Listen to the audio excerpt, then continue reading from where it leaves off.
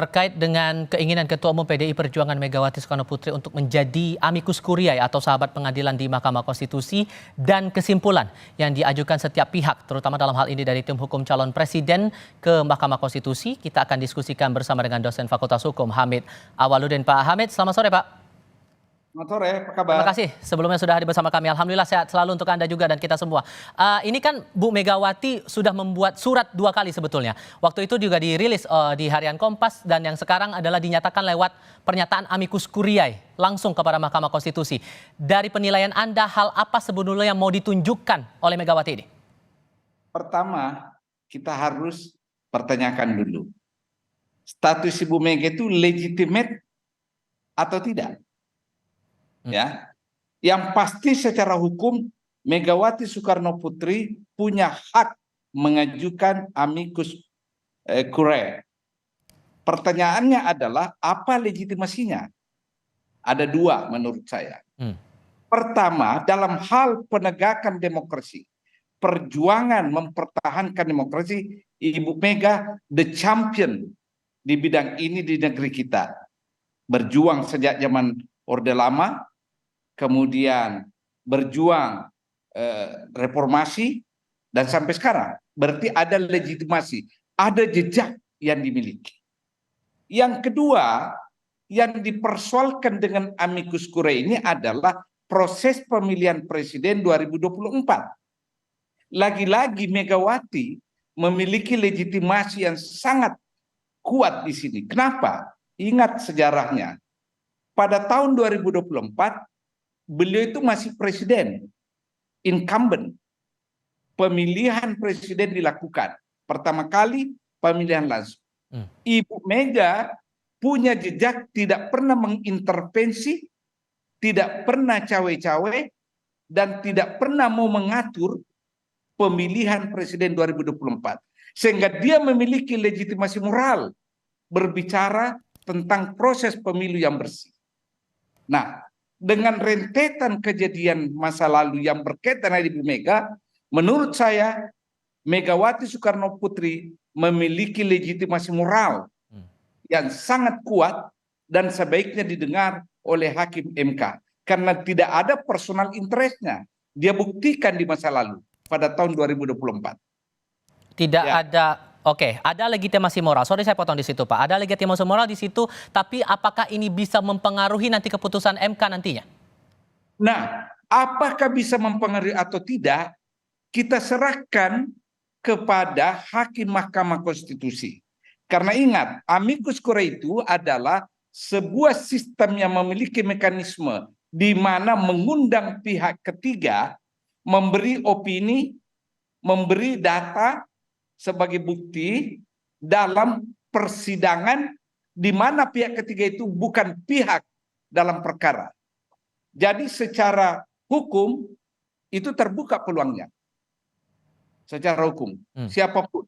Nah, Megawati kuat karena ada legitimasi moralnya dengan jejak masa lalu yang begitu kuat di bidang ini. Kalau Hamid Awaludin mungkin belum tentu. Ya kan?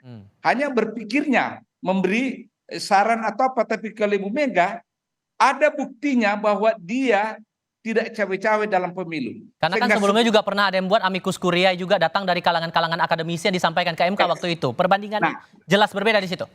Ya, berbeda. Amicus curiae dari para akademikus itu adalah nurani berdasarkan akal sehat, pikiran dan pengetahuan yang dipunyainya. Amicus curiae yang diajukan oleh Ibu Mega selain pengalaman, selain pengetahuannya tentang konstitusi, juga pengalaman empiriknya bahwa dia pernah mengalami pemilu di mana berkaitan langsung dengan dirinya, tapi dia tidak cawe-cawe dan tidak mencederai demokrasi dengan cara intervensi. Tapi sepengalaman kita dalam penanganan PHPU seperti ini dengan datangnya amicus curiae itu leveling jadikan sebagai dasar pertimbangan hakim itu di mana ya Pak? Ya, kalau saya hakim, saya akan mendengarkan opini dan saran Ibu Mega. Kalau saya hakim, karena jejak moralnya sangat legitimate.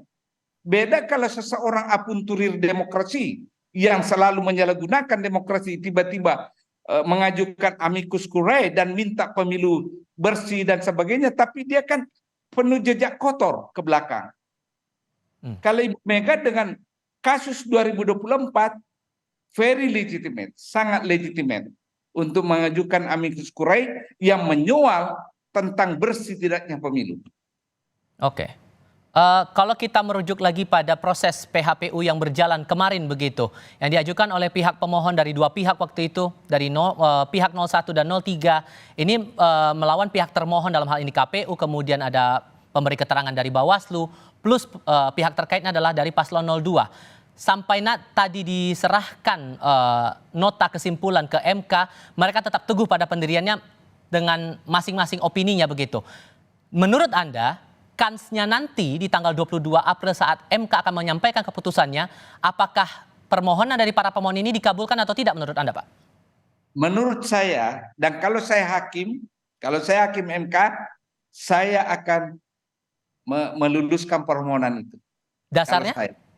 Ya, dasarnya bahwa seluruh anak negeri kita, kecuali tentu pendukung paslon 2, itu mengeluhkan proses pemilihan presiden kan?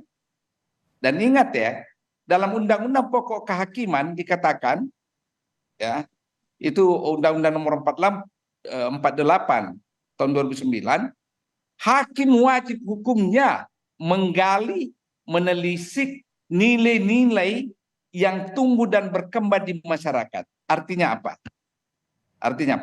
Keadilan substantif yang harus dicari. Bukan sekedar kali-kali statistik, angka. Yang diajukan oleh Megawati Soekarno Putri adalah tuntutan adanya keadilan substantif yang mendengar keluhan orang tentang proses pemilu. Kalau memakai alasan yang disampaikan oleh pihak 02 bahwa tidak pernah tuh ditunjukkan perbandingan selisih hasil antara pihak KPU dengan para pemohon ini. Ya, karena memang selalu argumennya adalah argumen statistik kan? Iya kan? Yang didasarkan dari aturan dari undang-undang juga begitu, Pak? Oh, jangan. Ada presiden hukum tahun 2008. Disitulah munculnya istilah TMC kan? TMS. Terstruktur, TSM, sistematik dan masif. Ada beberapa pemilihan kepala daerah dibatalkan dan pemilu ulang. Jadi ada presiden hukum di sini. Itu dimulai tahun 2008. Jadi tidak benar bahwa MK tidak boleh mengadili proses pemilu, tapi hasil pemilu, hasil perhitungan. Itu tidak benar. Ada presiden hukumnya. Kalau kemudian permintaan mereka meminta sampai pemilu ulang, masih mungkin tidak meminta pemilu ulang itu? Ya, sekali lagi Bu, saya tidak mau mengada-ada, mengintervensi, biarkan Mahkamah Konstitusi memutuskan. Kalau Mahkamah Konstitusi mengatakan pemilu ulang, ya kita harus tunduk kepada pemilu ulang. Kalau Mahkamah Konstitusi memutuskan lain, ya kita juga tunduk. Kita serahkan kepada para hakim yang terdiri atas 8 orang berjubah hitam. Hanya 8, bukan 9 ya. Karena satu lagi juga dilarang untuk ikut terlibat dalam PHPU ini ya Pak ya? Ya. Oke. Maka pesan apa? Singkat saja Pak. Pesan apa yang ingin Anda sampaikan kepada para hakim ini untuk putusannya nanti tanggal 22? Saya hanya mau menyetir pesannya Ibu Mega. Ya. Kembalikan kepercayaan publik terhadap MK dengan menyetir habis gelap terbitlah terang. Harapan kita semua dan Oke, kita akan tunggu nanti di tanggal 22 April saat para hakim ini akan menyampaikan keputusannya. Pak Hamid Awaludin, terima kasih banyak sudah berbagi perspektif bersama kami kali ini. Sehat selalu untuk Anda Pak, selamat sore. Terima kasih.